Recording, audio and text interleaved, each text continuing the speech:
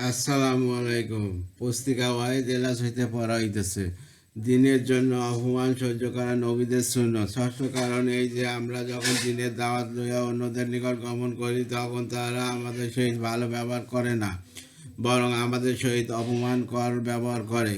কিন্তু আমাদেরকে বুঝিতে হইবে যে এই সকল কাজ সকল নবীর সুন্নত, নবীদের জীবনব্যাপী সংগ্রামের ফসল হিসাবে আমরা তা লাভ করিয়াছি। নবীগণ এই কাজে বহু দুঃখ কষ্ট সহ্য করিয়াছেন, কাজে এই কাজে বাধা বিপত্তি এবং দুঃখ কষ্টের সম্মুখীন হওয়া স্বাভাবিক ব্যাপার। আল্লাহ রবুল আলমিন পবিত্র কুরআনে কারিমে বলেন, অর্থাৎ এবং নিশ্চয় প্রেরণ করিয়াছিলাম আমি আপনার পূর্ববর্তী বহু জাতির মধ্যে পয়গম্বর। আর যখনই তাদের নিকট পয়গম্বর আসিত, তখনই তারা সেই পয়গম্বরের সহিত হাসি উড়াইত। হাজুরা হাজর কুয়ায় নবী করিম সাল্লাল্লাহু আলাইহি সাল্লাম বলিয়াছেন, সত্যের দাওয়াতের ক্ষেত্রে আমাকে যত কষ্ট এবং নির্যাতন করা হইয়াছে, অন্য কোনো নবীকে তত কষ্ট এবং নির্যাতন করা হয় নাই। আমাদের প্রিয় নবী হজরত মুহাম্মদ সাল্লাল্লাহু আলাইহি সাল্লাম আল্লাহর দিন প্রচারের পথে যত বিপদ এবং দুঃখ কষ্টের সম্মুখীন হইয়াছিলেন, সব গভীর সহিষ্ণুতার সহিত বরদাস্ত করিয়াছিলেন। আমরা সেই প্রিয় নবীর অনুসারী তার রাখিয়া যাওয়া কাজ করিতেছি। কাজের সহিষ্ণুতার সহিত সকল বিপদ বাধা দুঃখ কষ্ট আমাদের মানিয়া নেওয়া এবং সহ্য করা উচিত। উহা স্পষ্ট বোঝা যাইতেছে যে আমাদের প্রকৃত রোগ হইল ইসলামী রূপ এবং ইমানের হাকিকতের ক্ষেত্রে দুর্বলতা। ইসলামের জন্য যে রূপ প্রেরণা থাকা উচিত, আমাদের মধ্য হইতে তার লোপ পাইয়া গিয়াছে। আমাদের মধ্যকার ইমানি শক্তি নষ্ট হইয়া গিয়াছে। আসল জিনিসের ক্ষতির কারণে তার মধ্যে বিদ্যমান সকল কল্যাণ ও সৌন্দর্য লোপ পাইয়াছে। উহার কারণ এই যে আমরা আমরিবিল মারুফ এবং নেয়ানি মুনকার অর্থাৎ ন্যায়ের আদেশ এবং অন্যায়ের নিষেধ হইতে দূরে সরিয়া গিয়াছি। প্রকাশ থাকে যে কোনো উম্মত ততদিন পর্যন্ত উন্নতি ও অগ্রগতি সাধন করিতে পারিবে না, যতদিন পর্যন্ত তারা দিনের সৌন্দর্য মর্যাদা যথাযথভাবে বজায় না রাখিয়া চলিবে। আমাদের অধঃপতনের প্রতিকারের জন্য তাবলীগের কর্তব্য যথাযথভাবে আমাদেরকে পালন করিতে হইবে। ইহার মধ্যে আমাদের মনের ইমানের শক্তি বৃদ্ধি পাইবে এবং প্রেরণা জাগ্রত হইবে। আল্লাহ রবুল আলমিন এবং তার প্রিয় রসুলের বিধানের সামনে আমাদেরকে মাথা নত করিতে হইবে। এই উদ্দেশ্যে আল্লাহ রসুল সাইদুল আম্বিয়া হজরত মোহাম্মদ সাল্লাল্লাহু মক্কায় কাফিরদের সংশোধনের যে পদ্ধতি অগ্রহণ করিয়াছেন তা করিতে হইবে। রব্বুল আলামিন আল্লাহ পবিত্র কোরআনে বলিয়াছেন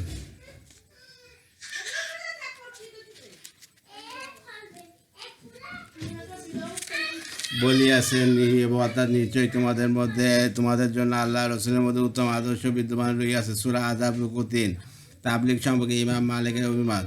ইমাম মালিক রহমতুল্লাহ এই দিকে ইঙ্গিত করিয়া বলিয়াছেন, অর্থাৎ উম্মতে মুহাম্মদীর যতদিন পর্যন্ত ইসলামের প্রাথমিক যুগে অসংস্কার কর্মসূচি অনুসরণ না করিবে, ততদিন পর্যন্ত তাদের সংশোধন হইবে না। হজরত মোহাম্মদ সাল্লাল্লাহু আলাইহি সাল্লাম যখন সত্যের দাওয়াতে হক লইয়া উঠিয়া দাঁড়াইছিলেন, সেই সময় তিনি ছিলেন একা। কেউই তার সাথে এবং সমমাননা ছিল না। দুনিয়াবি কোনো শক্তিও তার আয়ত্তাধীন ছিল না। তার সদাতীয় লোকদের মধ্যে আত্মগরিমা এবং অহংকার ছিল প্রচুর। সত্যের অনুসরণ এবং আনুগত্যের ইচ্ছা তাদের ছিল না। বিশেষত সত্যের কালেমা বুলন্দ করার যে উদ্যোগ তিনি গ্রহণ করেন, সকল কম সেই কাজের প্রতি বিরক্ত ছিল। এমন অবস্থায় এমন শক্তি কী ছিল যার বদলতে একজন নিঃসঙ্গ বন্ধুহীন মানুষ নিজ কম করে নিজের দিকে আকৃষ্ট করিয়াছিলেন? আল্লাহর প্রিয় নবী কিসের প্রতি আহ্বান জানিয়াছিলেন? কী ছিল সেই প্রিয় জিনিস যার সন্তান পাইয়া মানুষ নবীদের চিরবাধ্যগত ও অনুগত হইয়া রইল? দুনিয়ার সকলেই জানে যে সেটা ছিল একটা শিক্ষা, যে শিক্ষা হজরত মুহাম্মদ সাল্লাম তার কওমের সামনে তুলিয়া ধরেন। সেই শিক্ষা অনুসরণের পর ইসলামে নবদীক্ষিত মুসলমানদের অবস্থা সম্পর্কে আল্লাহ রাব্বুল আলামিন বলেন, অর্থাৎ তাই এই যে আমরা যেন আল্লাহ বিন্দু অন্য কাউকে উপাসনা না করি এবং কোনো কিছুকে তার সহিত অংশীদার স্বীকার না করি, এবং আমাদের মধ্যে কেউ যেন আল্লাহকে বাদ দিয়া কাউকে পরস্পর মাবুদ রূপে গ্রহণ না করি। সূরা আল ইমরান রুকু 7। খাতমুন নাবিয়িন হযরত মুহাম্মদ সাল্লাল্লাহু আলাইহি ওয়াসাল্লাম এক ও অদ্বিতীয়, আল্লাহ ব্যতীত অন্য সব কিছুর ইবাদত আনুগত্য করিতে নিষেধ করিয়াছেন। তিনি অন্য সকল বন্ধন ছিন্ন করিয়া একটি জীবন ব্যবস্থা বা পদ্ধতি নির্ধারণ করিয়া দিয়াছিলেন। সুস্পষ্ট বলিয়া দিয়াছেন যে এই ব্যবস্থা হইতে দূরে সরিয়া তোমরা অন্য কোনো দিকে ফিরিয়া তাকাইবে না। আল্লাহ পাক বলেন, অর্থাৎ তোমাদের প্রতি তোমাদের প্রভুর তরফ হইতে যা নাজিল হইয়াছে তা অনুসরণ করো এবং আল্লাহ ব্যতীত অন্য বন্ধুদের অনুসরণ করিও না। সূরা আলাপ পুরোপুরি 11:1। এই শিক্ষাই প্রকৃত শিক্ষা। আল্লাহ পাক তার রাসূলকে এই শিক্ষা বাস্তবায়িত করিবার জন্য আদেশ দিয়াছিলেন। পবিত্র কোরআনে আল্লাহ পাক বলেন, অর্থাৎ লোকদিগকে আপনি আহ্বান করুন আপন প্রতিপালকের দিকে হেকমত এবং উত্তম উপদেশের সহিত, আর উহাদের সহিত তর্ক বহস এমনভাবে করিবেন যেন তা খুবই পছন্দযুক্ত হয়। নিশ্চয়ই আপনার পালনকর্তা তার সম্পর্কে বিশেষভাবে রূপে জ্ঞাত আছেন। যে ব্যক্তি আল্লাহর পথ হইতে বিচ্যুত হইয়াছে বা তিনি বিশেষ রূপে জ্ঞাত আছেন, তাদের অবস্থা সম্পর্কে তারা সঠিক পথে রহিয়াছে। সূরা নাহল রুকু 16।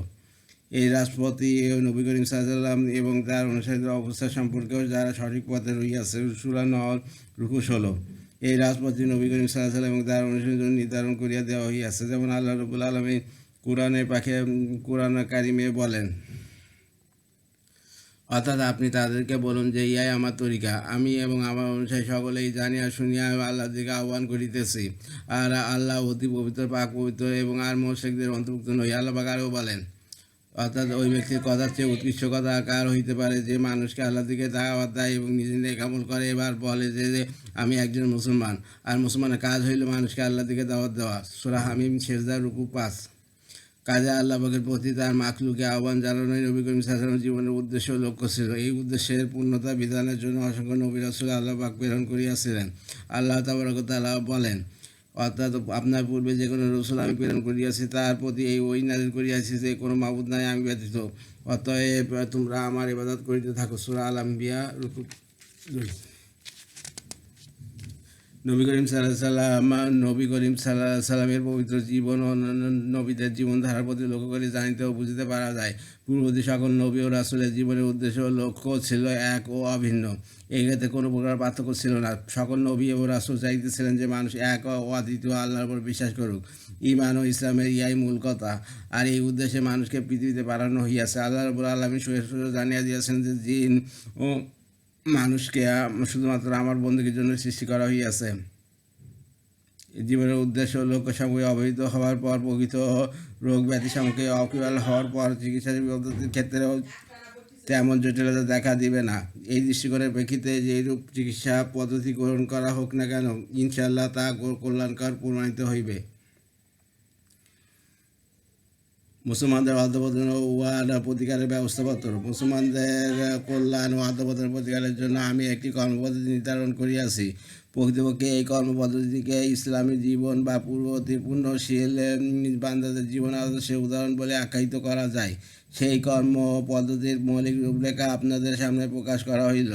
সবচেয়ে গুরুত্বপূর্ণ প্রাথমিক কাজ এই যে সকল মুসলমানকে দুনিয়াবী উদ্দেশ্য ও লক্ষ্য পরিত্যাগ করিয়া আল্লাহর কালেমা বুলন্দ করা এবং ইসলামের ইশারাত এবং আল্লাহর আহকামের প্রচার ও প্রচারকে জীবনের উদ্দেশ্য লক্ষ্য হিসাবে নির্ধারণ করিতে হইবে। তাদেরকে এই অঙ্গীকারে আবদ্ধ হইতে হইবে যে আল্লাহর সকল আদেশ অমান্য করিব এবং সেই সব আদেশ মোতাবেক আমল করার চেষ্টা করিব, কখনো আল্লাহর নাফরমানি করিব না। এই কর্মসূচি বাস্তবায়নের পক্ষে নিম্নলিখিত কর্মপদ্ধতি পালন করিব।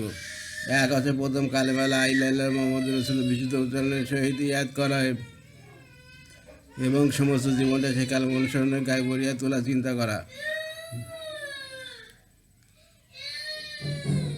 2, দ্বিতীয়ত নামাজে পাবন্দি করা এবং নামাজের আদব কায়দা এবং সদস্যের প্রতি তীক্ষ্ণ দৃষ্টি রাখিয়া খুঁজে এবং অর্থাৎ বিনয় নম্রতার সহিত নামাজ আদায় করা। প্রতিটি মুহূর্তে আল্লাহ শ্রেষ্ঠত্ব এবং নিজের অসাধ্যের কথা মনে করিতে হইবে। মোট কথা এমনভাবে নামাজ আদায় করিতে হইবে যা সর্বশক্তিমান আল্লাহর দরবারে পেশ করিবার উপযুক্ত হয়। এই ধরনের নামাজ আদায় করার চেষ্টা করিতে হইবে এবং ভবিষ্যতে সেই রকম নামাজ আদায় তৌফিক কামনা করিতে হইবে। যদি নামাজের নিয়মকানুন জানা না থাকে তবে তা শিখিয়া নিতে হইবে এবং নামাজ পড়ার সমস্ত বিষয়পাতি ইয়াদ রাখিতে হইবে। 3, তৃতীয়ত পবিত্র কোরআনের সাথে ঘনিষ্ঠ সম্পর্ক স্থাপন করিতে হইবে। বিনয় ও নম্রতার সহিত অর্থের প্রতি লক্ষ্য করিয়া কোরআন তেলাওয়াত করিতে হইবে। অর্থ বুঝতে সক্ষম না হইলে শুধু মৌখিক তেলাওয়াত করিবে, উহা বড় ধরনের সৌভাগ্য। এবং যদি কোরআন তেলাওয়াত করাও সম্ভব না হয় তবে কিছু সময় কোরআন শিক্ষায় ব্যয় করিবে। এছাড়াও নিজের সন্তান এবং মহল্লা ও গ্রামের ছেলেমেয়েদেরকে কোরআন মাজিদ এবং ধর্মীয় শিক্ষা দেওয়ার বিষয়ে চিন্তা করিতে হইবে এবং সকল ক্ষেত্রে এই বিষয়কে অগ্রাধিকার দিতে হইবে। চতুর্থ যে কিছু সময় আল্লাহ জিকির অতিবাহিত করিতে হইবে এবং অজিবা হিসাবে পাঠ করার জন্য কোনো জিকির বা দোয়া বা কোনো বুজুর্গের নিগার হইতে শিখিয়া লইবে,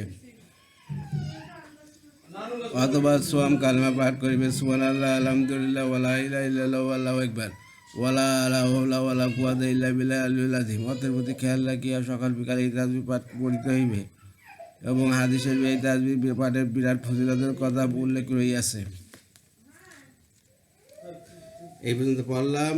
আর হচ্ছে আপনার ইউটিউব চ্যানেল রিপন কুরাসে সাবস্ক্রাইব করবেন, আর লাইক কমেন্ট শেয়ার দেবেন আমার ভিডিওতে। আর হচ্ছে আমার রিপন কুরাস আছে আমার ফেসবুক পেজ, ওইটাকে আপনি ফলোতে রাখবেন। সকলে ভালো থাকবেন, সকলে সুস্থ কামনা করি। ধন্যবাদ।